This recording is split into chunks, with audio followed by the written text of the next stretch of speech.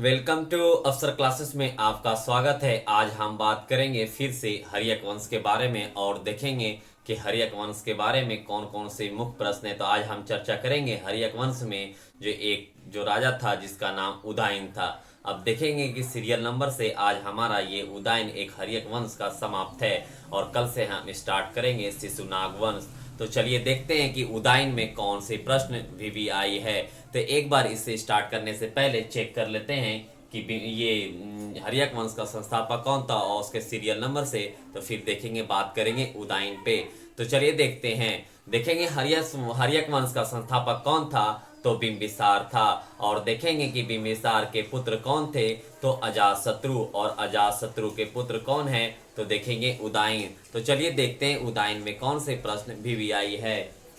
देखेंगे जो हमारा उदयन है, देखेंगे उदयन का देखेंगे जो पीरियड है 460 से लेकर 444।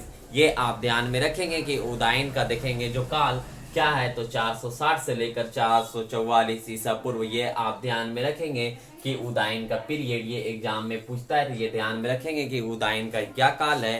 तो 460 से लेकर 444 ईसा पूर्व। अब देखेंगे और इनका नाम कैसे पड़ा। देखेंगे जो इनका देखेंगे, इसने अपने पिता की हत्या कर दी थी। किनकी हत्या कर दी थी? अपने पिता। ये देखेंगे अजातशत्रु भी थे जो अपने पिता की हत्या बिंबिसार की कर दी थी। तो इन्होंने भी अजातशत्रु की हत्या कर दी थी। उदयन किनके पुत्र हैं? तो अजातशत्रु के। तो इसलिए इन्हें भी हम लोग एक कुनी के नाम से या पितृहंता के नाम से जानेंगे। तो चलिए देखते हैं, देखेंगे इसलिए इसे भी पितृहंता कहते हैं। तो ये ध्यान में रखेंगे, एग्जाम से रिलेटेड है ये। तो ये VVI कर लेंगे कि उदयन को भी हम लोग अन्य नाम से किस नाम से जाने जाते हैं। तो पितृहंता के नाम से जाने जाते हैं और एक कुनी के नाम से। और कौन से राजा को जाने जाते हैं? तो अजातशत्रु को, क्योंकि अजातशत्रु ने अपने पिता बिंबिसार की हत्या कर दी थी, इसलिए उसे कुनी या पितृहंता भी कहते थे।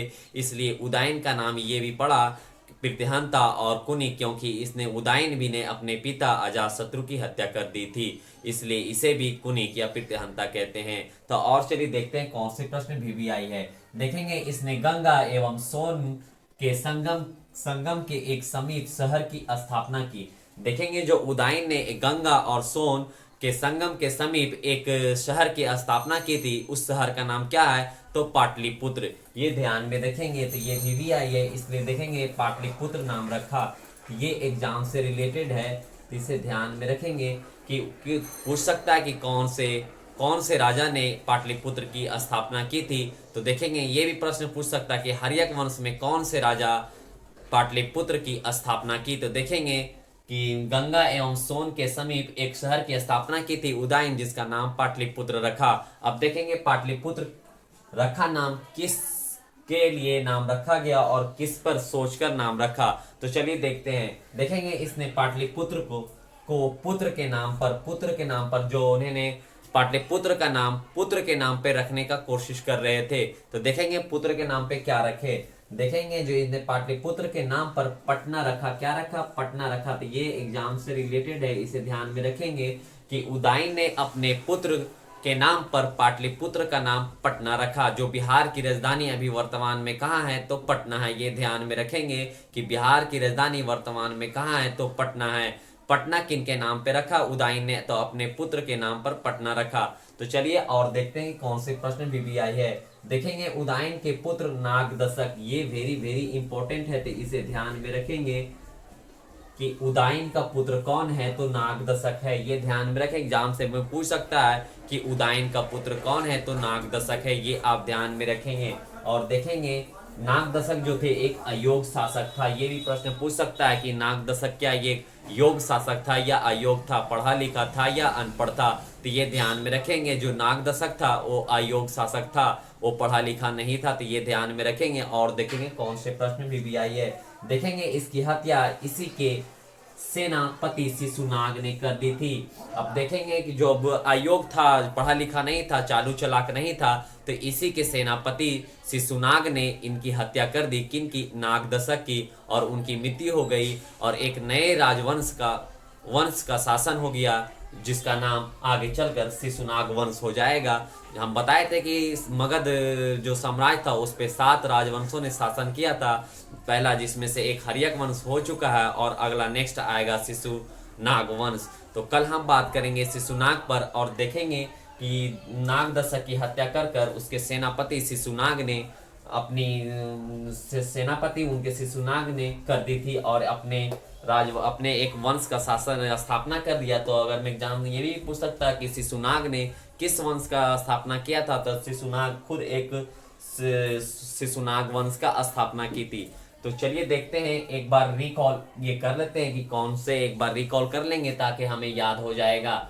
देखेंगे उदयन का काल क्या है, 460 से लेकर 444।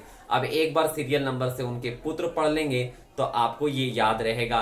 देखेंगे यह हर्यक वंश का संस्थापक बिंबिसार, ये आप नोट करते जाएंगे, एक बार रिकॉल कर ले साथ में ताकि आपको याद रहे।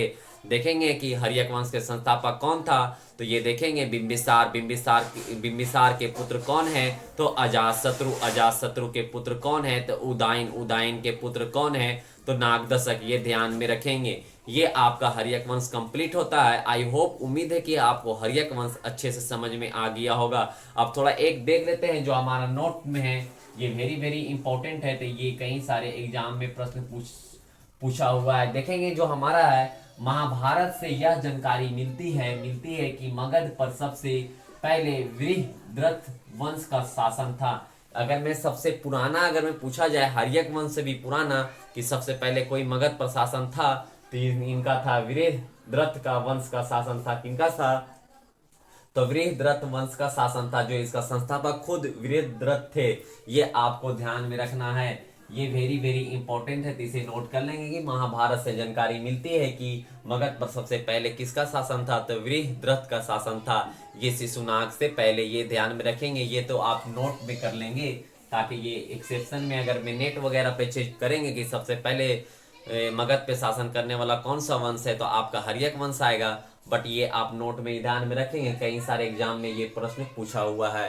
तो आई होप, उम्मीद करते हैं कि आपको हर्यक वंश समझ में आ गया होगा। अब नेक्स्ट वीडियो आएगा शिशुनाग वंश पर, तो आई